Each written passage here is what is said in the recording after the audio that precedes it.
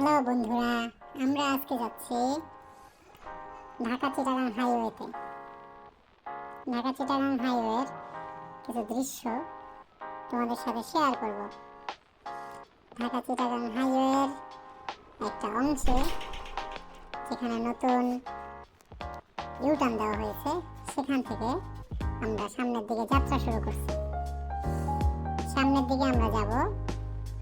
দেখো তোমরা, সামনে অনেকগুলো গাড়ি যাচ্ছে।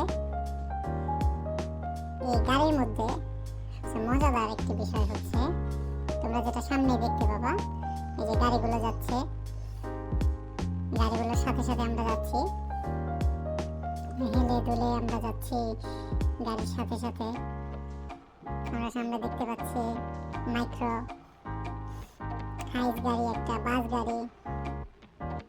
কিন্তু বিষয়টা হচ্ছে,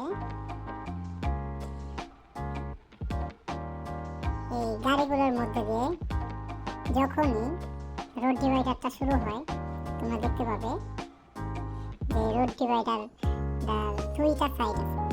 একটা সাইড দ্রুত গতিতে রিক্সা চলার জন্য, আর আরেকটা সাইড হচ্ছে পাশ দিয়ে ধীর গতিতে বাস এবং বড় গাড়ি চলার জন্য। সেখানে দেখবে সবাই নিয়ম না মেনে, তোমরা একটু পরেই দেখতে পাবে সেই জিনিসটা।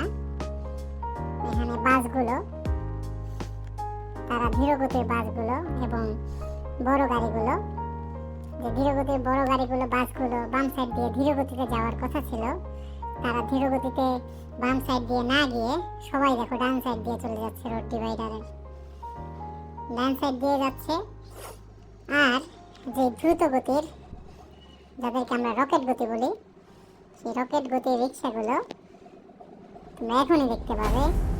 রকেট গতির রিক্সাগুলো যারা ডান দিক দিয়ে যাওয়ার কথা ছিল, সেই দ্রুত গতির রকেট গতির রিক্সাগুলো আমরা এখন দেখতে পাবো, যারা রাস্তার ডান দিক দিয়ে চলাচল করতেছে ধীর গতিতে।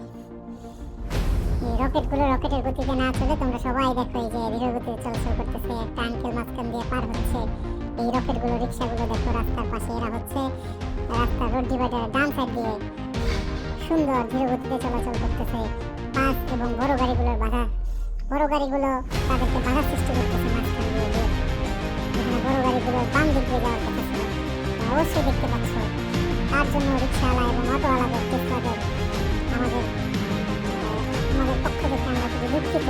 তাদের চলাচলে আমরা বাধা সৃষ্টি করেছি। আমরা রোড ট্যাক্স দিয়ে গাড়ি চালিয়ে তাদের জন্য খুবই বাধা সৃষ্টি করতেছি।